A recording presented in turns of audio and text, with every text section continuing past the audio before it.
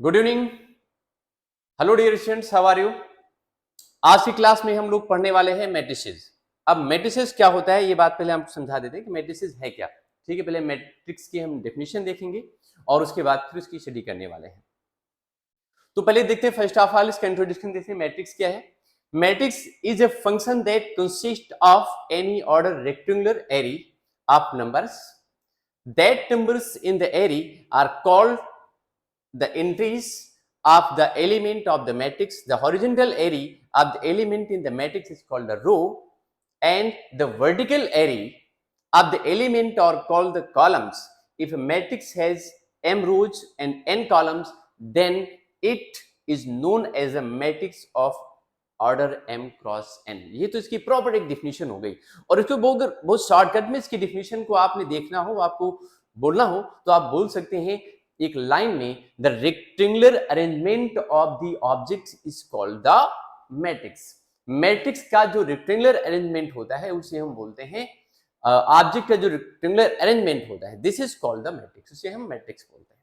एक सिंपल से एग्जांपल देख सकते हो, जैसे कि आपकी क्लास में स्टूडेंट्स बैठे होते हैं। सपोज आपकी क्लास में 40 स्टूडेंट बैठे हैं, तो 40 स्टूडेंट को बैठाने का अपना एक तरीका होता है कि उसमें कुछ आप रो बना लेते हैं, कुछ कॉलम्स बना लेते हैं। ये कह सकते हैं कुछ हॉरिजॉन्टल लाइंस होती हैं, कुछ वर्टिकल लाइंस होती हैं। ठीक है, तो जो हॉरिजॉन्टल लाइंस होंगी उनको रो बोलते हैं और वर्टिकल लाइंस को हम क्या बोलते हैं, कॉलम्स बोलते हैं। कुल मिलाकर के जो सिस्टम पूरा बनता है वो क्या होता है, एक रेक्टेंगुलर वे में होता है। रेक्टेंगुलर वे में होता है, कुछ इस तरीके से होता है। रेक्टेंगुलर वे में जो होता है कुछ इस तरीके से निकलता है। आप देख सकते हो यहां से, जैसे आप देख लीजिए कि इस तरीके से मैं ये पे कॉलम बना के दिखा रहा हूं आपको। सपोज ये आपकी क्लास है और उस क्लास में कुछ बच्चे आपके ऐसे करके ऐसे बैठ सकते हैं। मैट्रिक्स को रिप्रेजेंट करने का एक मेथड होता है कि ऐसे ये सिंबल होता है मैट्रिक्स का जो हमने बनाया है, ये ब्रैकेट, ठीक है, टाइप का, और इसी में ऑब्जेक्ट को हम प्लेस कर लेते हैं। ठीक है, तो आप देख सकते हो जैसे यहां पर ये A1 है, A2, ठीक है, यहाँ पे इसको आप B1 कह सकते हो, इसको B1 कह लीजिए, इसे B2 कह लीजिए, इसे C1 कह लीजिए, इसे C2 कह लीजिए। तो ऐसे आप देख रहे हैं लाइंस कितनी है हॉरिजॉन्टल, 1 2 3, ऐसे वर्टिकल लाइंस कितनी, 3, ऐसे कुछ भी हो सकता है। तो ये कि रेक्टेंगुलर अरेंजमेंट, एक रेक्टेंगल जैसा बन गया ये सिस्टम, ये अरेंजमेंट जो होता है, this is called the matrix. जैसे यहाँ पे एक लाइन लिखी हुई है, the matrix is a function that consist of an order rectangular array of numbers. ठीक है, रेक्टेंगुलर एरीज है इसमें। The numbers in the array are called the entries. इसके अंदर जो आप देख रहे हैं, एलिमेंट देख रहे हैं, इनको आप कह सकते हैं entries of the matrix। इसमें हम इस चीज को और आगे अगर देखना चाहेंगे, ठीक है, तो आप ऐसे करके देख सकते हो। ऐसे समझ लीजिए हमारी बात को, ठीक है, यहां से आप देखिए हमारी बात को समझिए। नेक्स्ट पॉइंट है, the horizontal line of the number of the matrix is called the row. जो हॉरिजॉन्टल लाइन होती है उसे हम क्या बोलते हैं, रो बोलते हैं। And the vertical lines of the numbers of the matrix are called the columns. इन्होंने बोला कि horizontal lines of numbers in matrix are called row. पहले इस बात को समझ लीजिए, हॉरिजॉन्टल लाइंस जो हैं उनको हम रो बोलेंगे, और जो वर्टिकल लाइंस ऑफ नंबर्स होते हैं उसे हम बोल सकते हैं कॉलम। एक मैं एग्जांपल यहां से दिखाता हूं और एक आपको लिख करके दिखाता हूं। ठीक है, वो कैसे होगा, देखिए जैसे ये हम कोई मैट्रिक्स यहां पे ऐसे करके ऐसे ले लें, ठीक है, हम ये कोई मैट्रिक्स यहां पे लेते हैं और मैट्रिक्स कुछ इस तरीके से हो जाती है। ये देखिए आप, इसमें हम इसको ऐसे लिख दें, ये A1 A2 A3, ये आपने देख लिया। ऐसे यहां पे हम क्या बोलेंगे, B1 B2 B3, similarly C1 C2 और क्या है C3। तो मेरे पास में 3 रोज है, फर्स्ट रो, सेकेंड रो और थर्ड रो। तो horizontal line, horizontal lines of number in the matrix are called rows. इस वाले मैट्रिक्स में आप देख रहे हैं कितनी हॉरिजॉन्टल लाइंस हैं, ये फर्स्ट लाइन है, ये सेकंड लाइन है, ये थर्ड लाइन, तो 3 रोज हैं इसमें। इसी तरीके से अगर हम कॉलम्स की बात करें तो यहाँ पे जो कॉलम्स होते हैं, कॉलम्स भी 3 ही हैं। जैसे फर्स्ट कॉलम है, ये सेकंड कॉलम है और ये क्या है, थर्ड कॉलम है। तो 3 रोज हैं और 3 क्या है हमारे पास में, कॉलम्स है। तो इसमें जो हॉरिजॉन्टल लाइंस आप देख रहे हैं, फर्स्ट लाइन, सेकेंड लाइन और थर्ड लाइन, ये रो हो गए। और वर्टिकल लाइंस हमारे पास कौन कौन सी, first line, second line and third line, ये क्या है, ये कॉलम्स बोले जाएंगे। अभी इसके बाद आप देख लीजिए, इसके बाद नेक्स्ट पॉइंट आप देख सकते हो। इसमें आप देखेंगे नेक्स्ट पॉइंट, जिसे इसमें एक एग्जांपल भी हम दिखा रहे हैं आपको। ठीक है, notation of rose and the columns.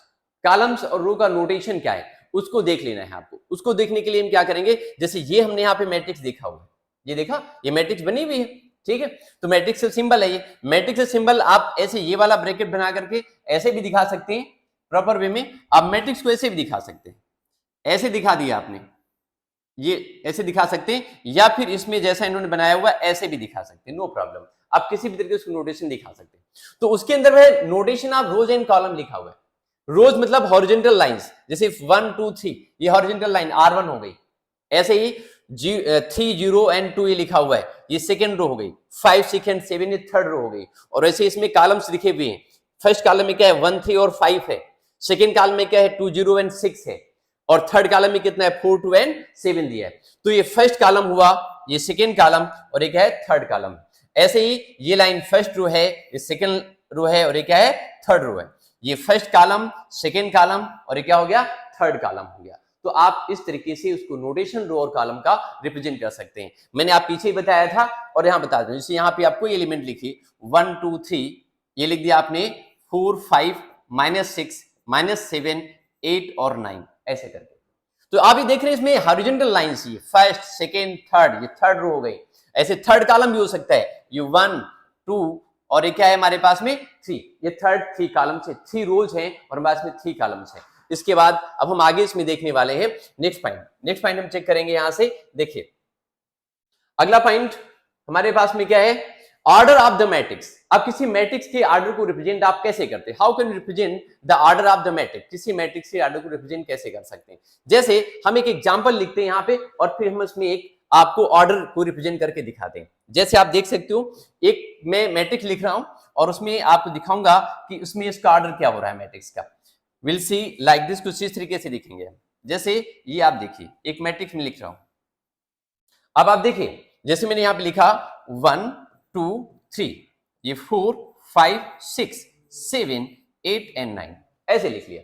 अब आपसे पूछा जाए कि इसमें नंबर ऑफ रोज कितनी है, how many number of rows are there, वहां पे नंबर ऑफ रोज कितनी, तो नंबर ऑफ रोज आप देखेंगे ये हमारे पास में फर्स्ट रो है, ये R1 हो गया, सेकेंड रो हमारे पास में ये R2 है, एंड थर्ड रो हमारे पास में क्या है R3 दिया हुआ है। ऐसे अगर हम कॉलम्स की बात करें तो कॉलम्स हमारे पास में क्या है, ये फर्स्ट कॉलम क्या है C1, second column C2 and third column क्या है C3। तो 3 रोज और 3 कॉलम्स है हमारे पास में। अब आपसे पूछा गया कि इसका नंबर ऑफ, इसका ऑर्डर क्या है, तो इसके ऑर्डर को आप कैसे रिप्रेजेंट करेंगे। ऑर्डर लिखने के लिए नंबर ऑफ रोज को पहले लिखते हैं, 3 रोज हैं, कॉलम्स कितने हमारे पास में 3 हैं, इसलिए हम लिखेंगे 3 क्रॉस 3। इसका ऑर्डर कितना हो गया 3 क्रॉस 3 का इसका ऑर्डर बन गया, इसलिए इसका ऑर्डर कितना हुआ 3 क्रॉस 3। इसी तरीके से अगर किसी मैट्रिक्स में नंबर ऑफ रोज m है और कॉलम्स कितने हैं n दिया हुआ है, तो हम उसके ऑर्डर को क्या लिखेंगे m क्रॉस n, उसके ऑर्डर को m क्रॉस n करके लिखा जा सकता है। आप देख सकते हो मैं m क्रॉस n करके दिखा सकते हैं।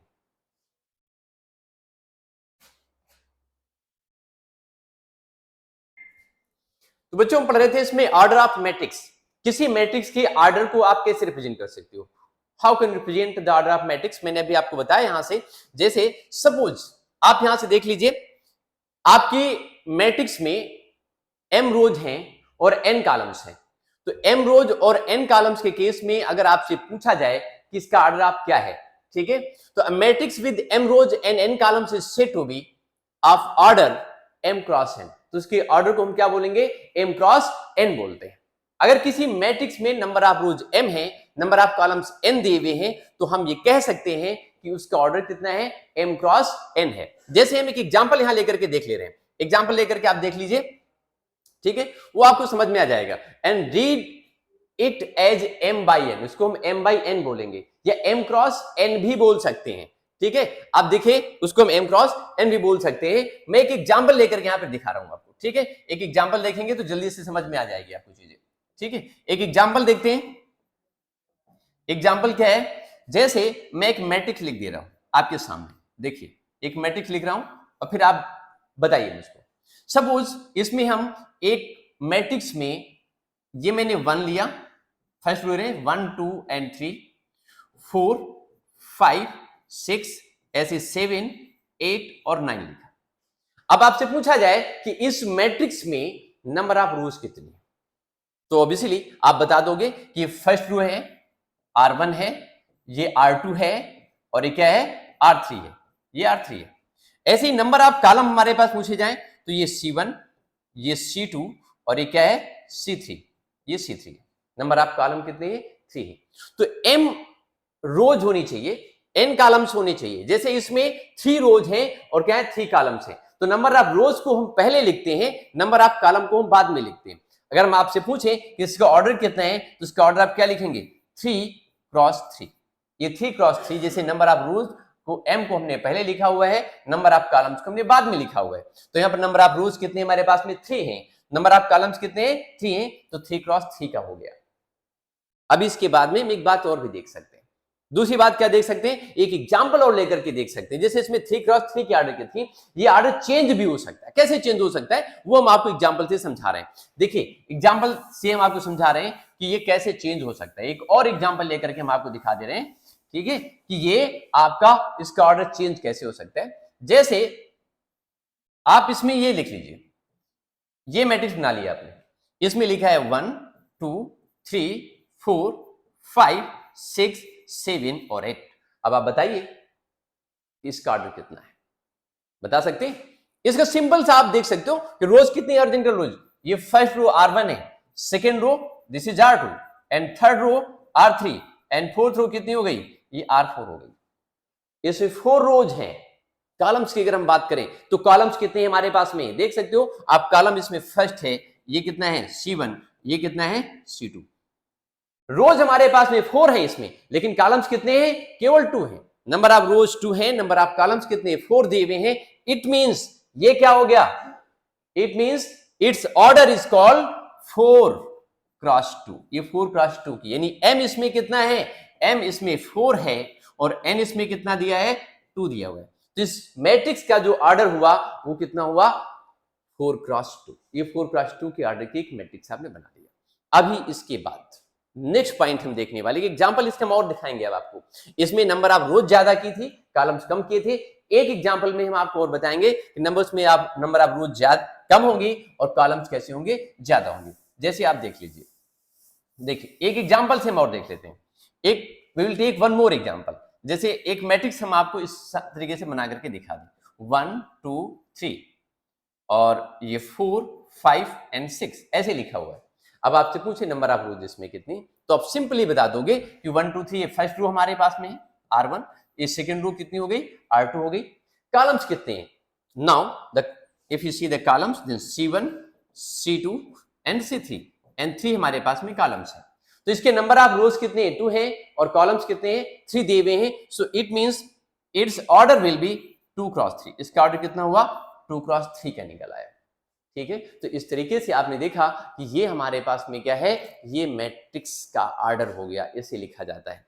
ठीक है, अभी चलिए आगे से इसको हम और देखेंगे, आगे समझते हैं। नेक्स्ट पॉइंट हमारे पास में क्या हो सकता है, अगला पॉइंट हमारे पास में क्या है उसको चेक करेंगे।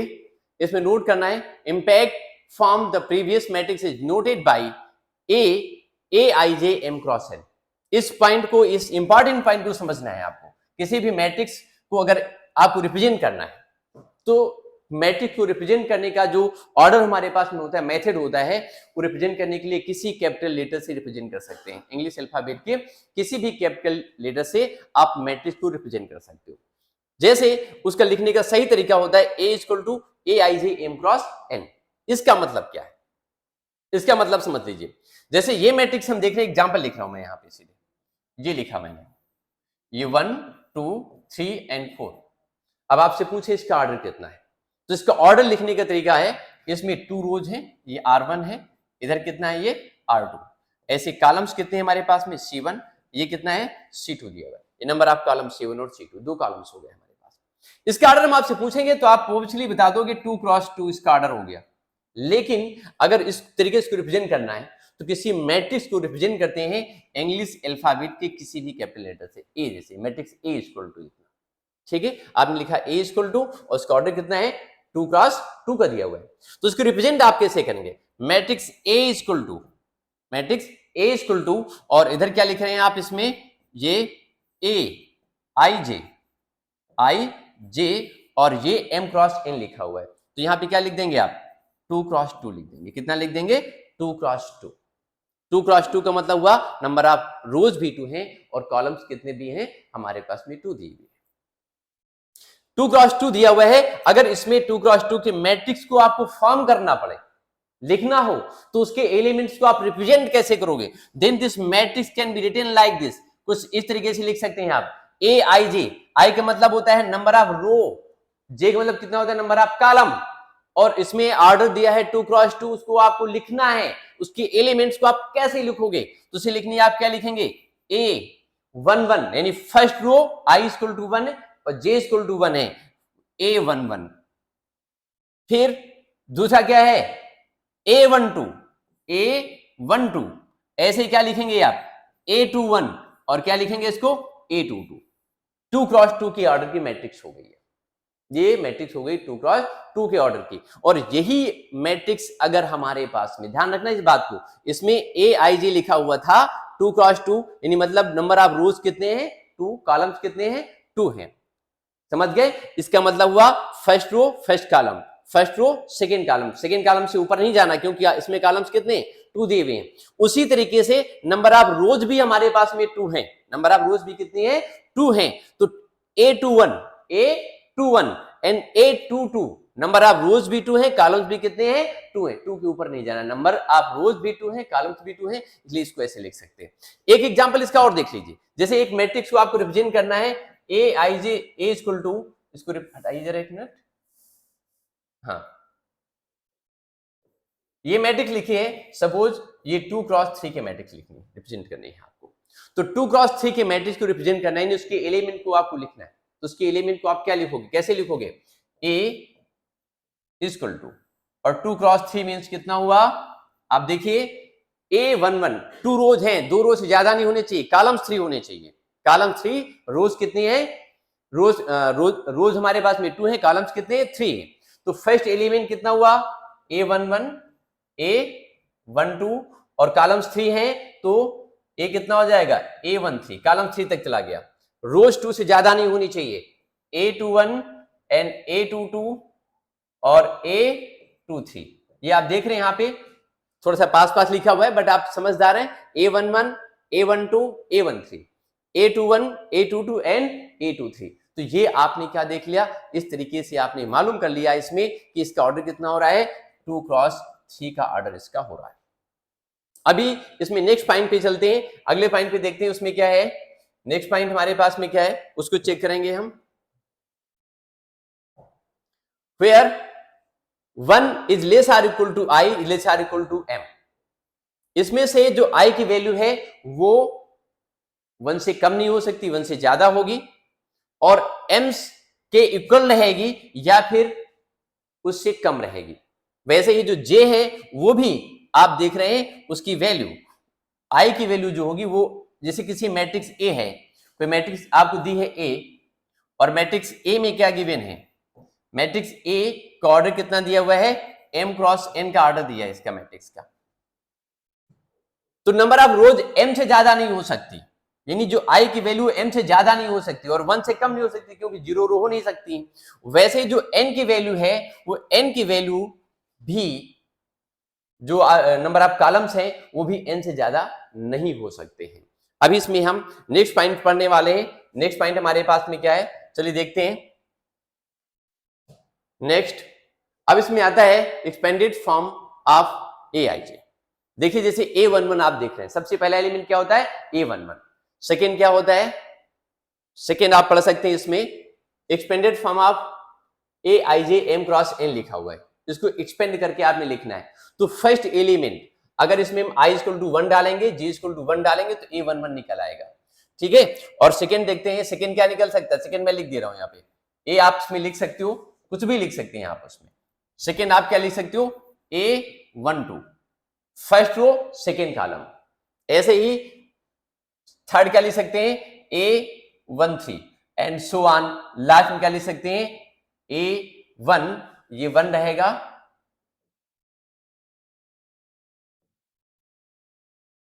इधर फर्स्ट रो, और कॉलम्स कितने इसमें हैं? AN, ऐसे करके। ऐसे इसमें और आप आगे चले जाएंगे, जैसे A21 लिख सकते हैं, A22 लिख सकते हैं, A23 लिख सकते हैं, एंड ऐसे ही A2 और N लिख सकते हैं। ऐसे n से ज्यादा नहीं, नंबर ऑफ कॉलम्स n से ज्यादा नहीं हो सकते। उसी तरीके से इसमें जो आप और आगे बढ़ेंगे, नीचे बढ़ते चले आएंगे, आप इस तरीके से और नीचे चले आएंगे तो लास्ट में आप ये देख सकते हैं कि नंबर ऑफ जो रोज हैं वो m से ज्यादा नहीं हो सकते। ये AM1, ऐसे ही सेकेंड वाला क्या हो जाएगा AM2, एंड थर्ड कितना होगा AM3 and so on. Last में कितना होगा AM और N। Number of rose m हुए और कॉलम्स कितने हुए n हुए। इसको एक्सपेंडेड फॉर्म, इस चीज को पहले भी उसमें स्लाइड में बताया हुआ था। अभी नेक्स्ट पॉइंट इसमें समझते हैं, नेक्स्ट पॉइंट क्या हो सकता है। नेक्स्ट पॉइंट चेक करेंगे तो नेक्स्ट पॉइंट देखो इसमें लिखा हुआ है थर्ड, और फिर इसमें क्या बढ़ेगा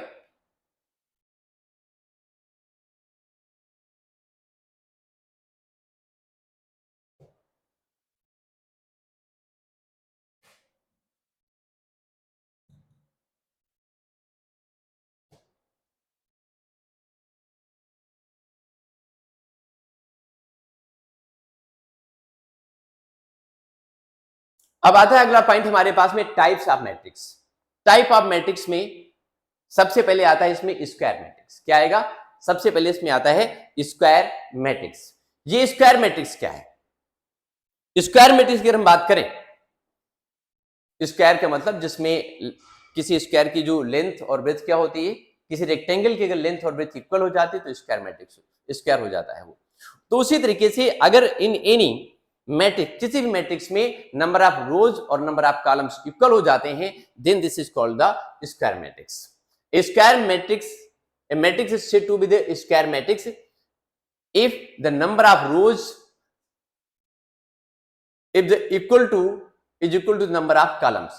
किसी मैट्रिक्स में नंबर ऑफ रोज कॉलम्स के इक्वल हो जाते हैं तो वो स्क्वायर मैट्रिक्स होती है। Matrix is said to be a square matrix if the number of rows is equal to the number of column। किसी मैट्रिक्स में नंबर ऑफ रोज कॉलम्स के अगर इक्वल हो जाते हैं तो क्या हो जाते हैं, this is called the square matrix, उसे हम स्क्वायर मैट्रिक्स बोलते हैं। एग्जांपल आप देख सकते हैं, जैसे इसमें आप देख रहे हैं कोई मैट्रिक्स हमारे पास में ए है और मैट्रिक्स ए इक्वल टू कितना दिया हुआ है Aij m क्रॉस n, और इसी में क्या है अगर m की वैल्यू क्या हो रही है n के इक्वल हो जाए, अगर m की वैल्यू क्या हो जाए n के इक्वल हो जाती है, इज इक्वल टू, अगर m की वैल्यू क्या होती है n के इक्वल हो जाती है, then A is called the square matrix. इसे हम क्या बोलेंगे स्क्वायर मैट्रिक्स बोलते हैं। अगर किसी मैट्रिक्स में number of rows number of columns की इक्वल हो जाते हैं तो उसे हम क्या बोलते हैं स्क्वायर मैट्रिक्स। यहाँ पे एग्जांपल एक देख लीजिए, एग्जांपल एक देख लेंगे, हम आपको समझा दे रहे हैं।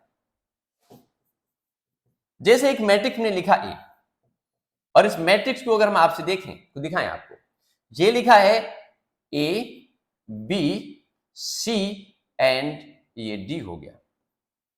इसमें आपसे एग्जाम आपसे पूछे इसमें नंबर ऑफ रोज कितने हैं, तो नंबर ऑफ रोज इसमें कितने हैं, ये 2 गिवन। नंबर ऑफ कॉलम्स आपसे पूछे हैं तो नंबर ऑफ कॉलम्स कितने हैं, वो भी 2 गिवन है। अगर हम आपसे ऑर्डर पूछे हम तो इसका ऑर्डर कितना हो जाएगा, इट्स ऑर्डर विल बी, इस मैट्रिक्स ऑर्डर कितना हो जाएगा 2 क्रॉस 2 का, या 2/2 कह सकते हैं, 2/2 के मैट्रिक्स है। तो नंबर ऑफ रोज को हम m बोलते हैं, m इसमें 2 है। नंबर ऑफ कॉलम्स को भी हम, इसमें 2 दिया हुआ है, नंबर ऑफ कॉलम्स को n कहते हैं, इक्वल टू भी 2 है। तो इसमें आप देख रहे हैं कि m की वैल्यू क्या हो रही है n के इक्वल है, then it is called the square matrix. ये क्या हो जाएगी स्क्वायर मैट्रिक्स बोली जाएगी। अभी इसके बाद में अगला पॉइंट हम देखने चाहेंगे, इसमें नेक्स्ट पॉइंट क्या है हमारे पास में उसकी बात करते हैं। अब इसमें आता है रेक्टेंगुलर मैट्रिक्स। जो रेक्टेंगुलर मैट्रिक्स होगी वो क्या है, what is the rectangular matrix? अगर number of rows number of columns की इक्वल नहीं है तो वो मैट्रिक्स क्या बोली जाएगी, रेक्टेंगुलर मैट्रिक्स बोली जाएगी। कैसे बोली जाएगी रेक्टेंगुलर मैट्रिक्स, देख लेते हैं। Matrix is said to be rectangular matrix. किसी भी मैट्रिक्स को हम रेक्टेंगुलर मैट्रिक्स बोल सकते हैं। कैसे बोल सकते हैं, if the number of rows is not equal to number of columns, number of columns के इक्वल नहीं हो रही है, then this is called the rectangular matrix. इसे हम क्या बोलेंगे रेक्टेंगुलर मैट्रिक्स बोला जाएगा। एग्जांपल देख सकते हो यहाँ पे, इसमें लिखा है जैसे ए, कोई मैट्रिक्स हमको गिवन है, ए इक्वल टू Aij और m क्रॉस n दिया हुआ है। यहां से आप देख रहे हैं ना, a equal to Aij m cross n, और m की वैल्यू क्या है, if m does not equal to n, m क्या है, n के इक्वल नहीं है, तो उस केस में ये रेक्टेंगुलर मैट्रिक्स होगी। यहां पे क्या होगा, m की वैल्यू n से ग्रेटर होगी या फिर m की वैल्यू क्या होगी, n से लेस हो जाएगी। Then A is called the rectangular matrix, इसे हम क्या बोलेंगे, रेक्टेंगुलर मैट्रिक्स बोला जाएगा अगर number of rows number of columns के इक्वल नहीं है। इसका एग्जांपल भी हम आपको दिखा रहे हैं, एक एग्जांपल यहीं पर आपको निकाल के दिखा दे रहे हैं बना करके, ऐसे देख लीजिए।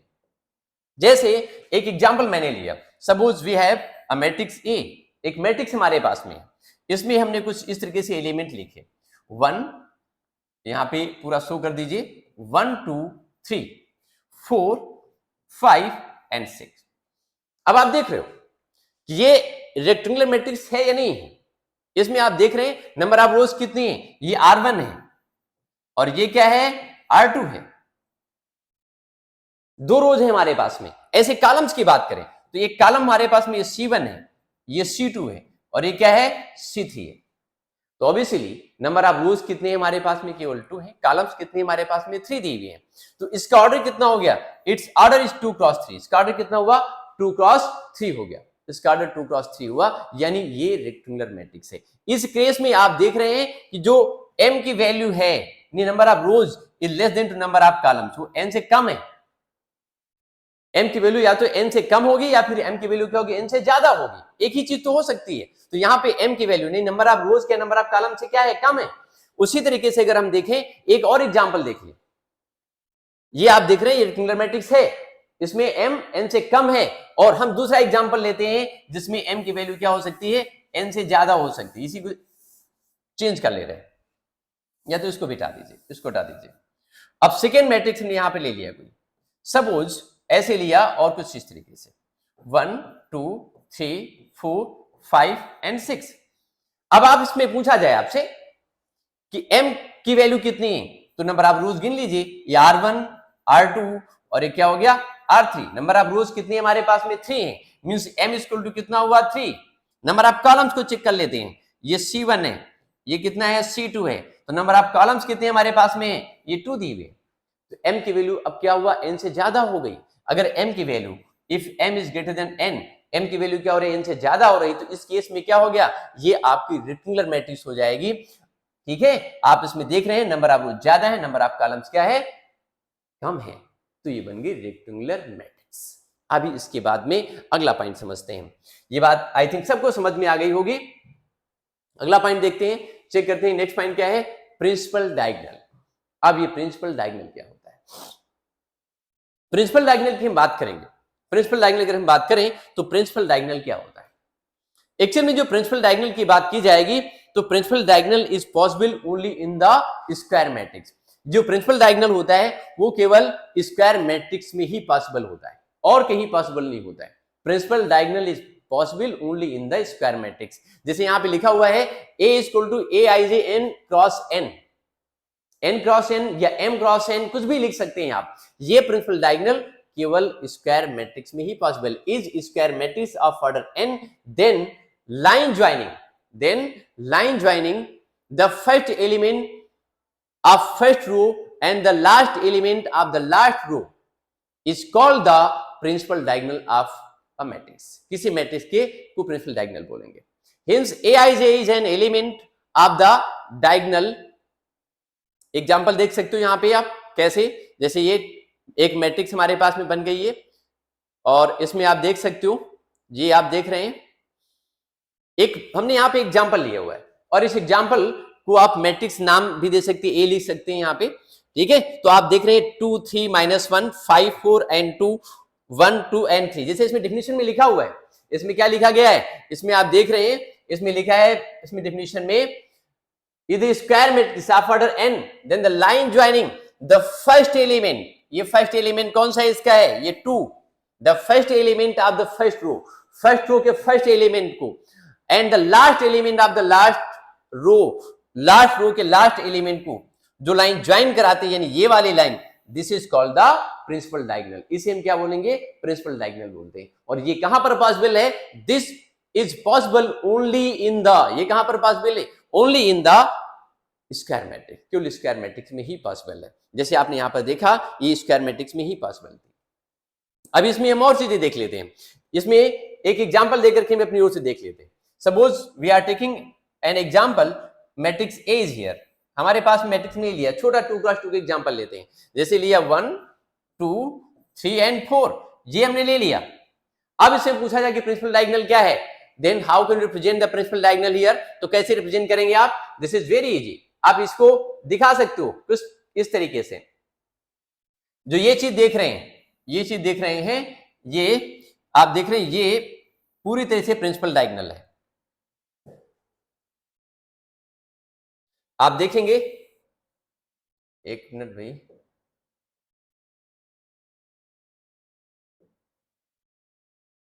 ये प्रिंसिपल डायगोनल आप लोगों को समझ में आया होगा, पेन में क्या प्रॉब्लम आ गई,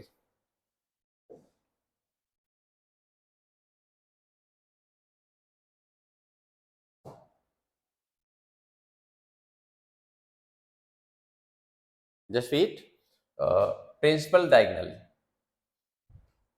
फर्स्ट रो के फर्स्ट एलिमेंट को और लास्ट रो के लास्ट एलिमेंट को जो लाइन ज्वाइन कराती है, प्रिंसिपल डायगोनल। एक एग्जांपल देख लेते हैं, जैसे a इक्वल टू लिखा है यहाँ पे 1 2 3 एंड 4, और इसमें से आपसे पूछा जाए what is the principal diagonal, तो आप क्या लिखोगे, ये फर्स्ट एलिमेंट हमारे पास में 1 है और ये कितना है 4 गिवन है, फर्स्ट रो के फर्स्ट एलिमेंट को लास्ट रो के लास्ट एलिमेंट को जो लाइन ज्वाइन कराती, this is called the principal diagonal, वो प्रिंसिपल डायगोनल होती है। अभी इसके बाद में हम चीजें इसमें कुछ और देखने वाले और पढ़ने वाले हैं। देखिए और क्या है हमारे पास में, डायगोनल मैट्रिक्स। अब ये डायगोनल मैट्रिक्स क्या होता है, डायगोनल मैट्रिक्स का मतलब क्या होता है, if each non diagonal element of square matrix is equal to 0, किसी भी स्क्वायर मैट्रिक्स में उसकी जो प्रिंसिपल डायगोनल था उसके एलिमेंट्स को छोड़ करके जितने रिमेनिंग एलिमेंट्स हैं अगर वो 0 होते हैं, then this is called the, तो उसे हम क्या बोलेंगे, this is called the diagonal matrix, उसे हम क्या बोलेंगे, डायगोनल मैट्रिक्स बोले जाएगा। आप देखिए, then this is called the diagonal matrix, उसे हम बोलेंगे diagonal matrix. Wait, then the matrix is called the diagonal matrix. मेरी बात समझ लीजिए, if a square matrix A is equal to Aij n cross n is said to be diagonal matrix where Aij is equal to 0 when I does not equal to 0। इसमें एक example लेकर के हम आपको दिखाते हैं तो आपको जल्दी से समझ में चीजें आ जाएंगी। एग्जांपल देखिए हम लेते हैं अपनी ओर से, जैसे हमने इसमें एक एग्जांपल लिख लिया ए सपोज हमारे पास में कोई मैट्रिक्स है और ये मैट्रिक्स कैसी है, स्क्वायर मैट्रिक्स, मैट्रिक्स कैसी है, स्क्वायर मैट्रिक्स है। इसको हमने यहाँ पे कुछ भी लिख दिया, जैसे ऐसे करके, और सब एलिमेंट लिखे मैंने 1 2 3 4 5 एंड 6 7 8 एंड 9। ये हमारे पास में अगर इसके ऑर्डर में आपसे पूछें, then its order is 3 cross 3, इसका ऑर्डर कितना हुआ, 3 क्रॉस 3 हुआ।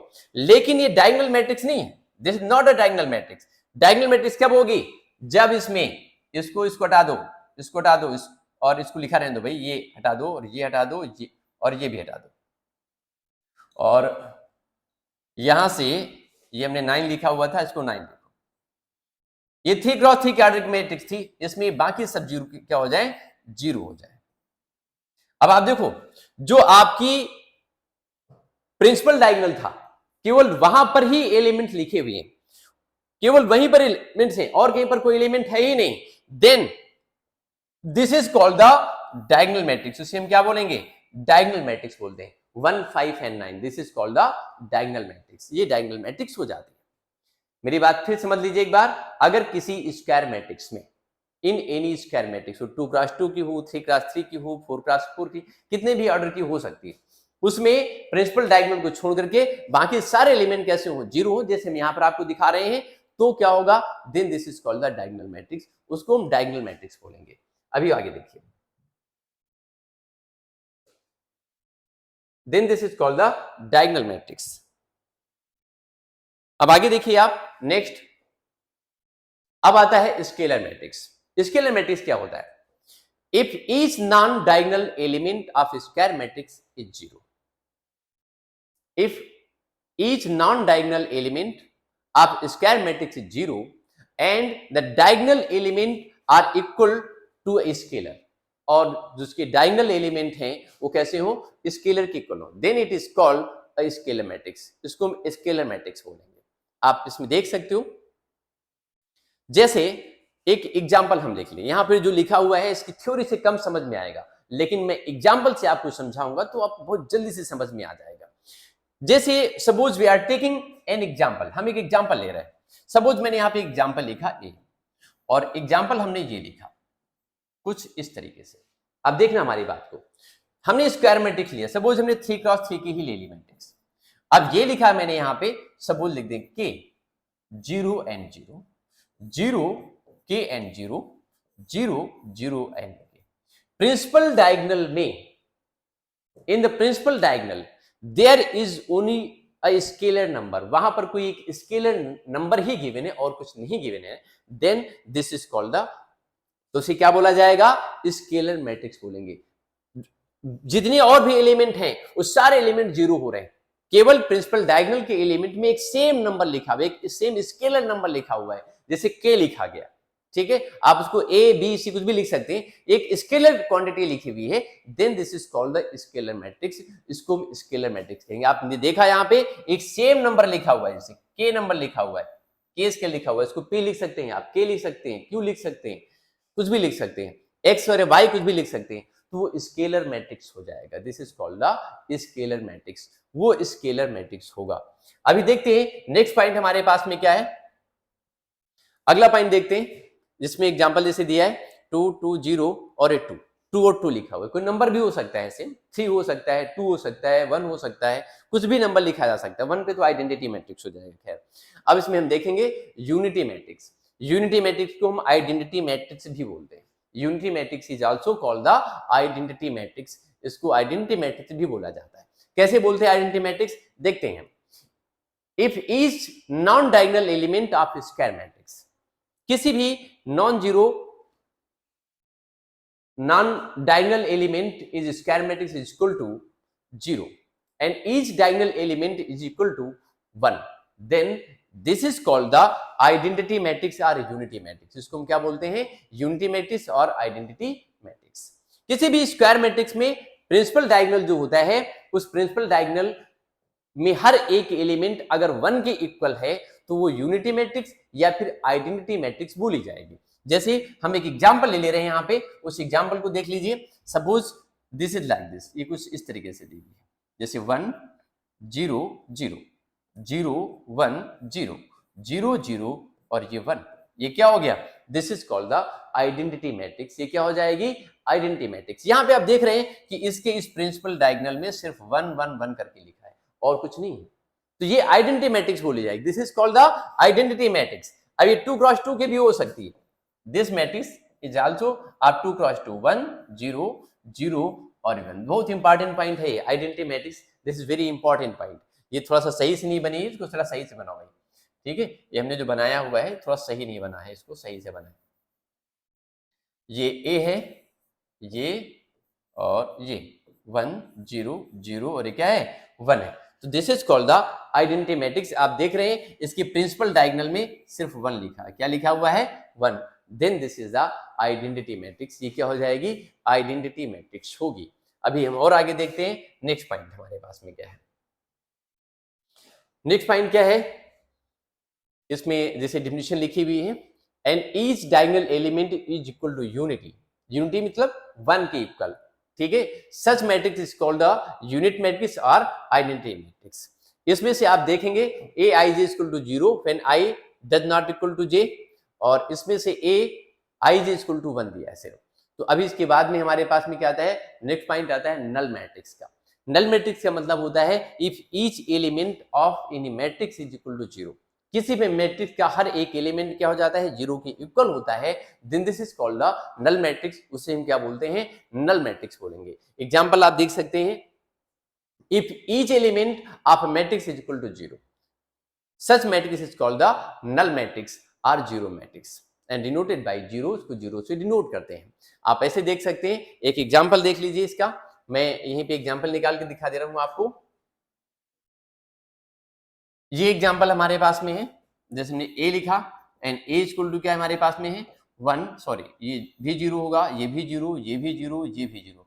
इसका ऑर्डर कुछ भी हो सकता है, इसका ऑर्डर कुछ भी लिखा जा सकता है, ऑर्डर, इसमें ऑर्डर कोई चिंता नहीं, ऑर्डर 2 क्रॉस 2 को हो सकता है, 1 क्रॉस 2 को हो सकता है, किसी भी ऑर्डर का, इस 2 क्रॉस 2 का ऑर्डर दिया हुआ था तो ऑर्डर इसमें कुछ भी हो सकता है, लेकिन ये क्या होगी, जीरो मैट्रिक्स, और it is called the null matrix. इसको हम क्या बोलेंगे, नल मैट्रिक्स बोला जाएगा।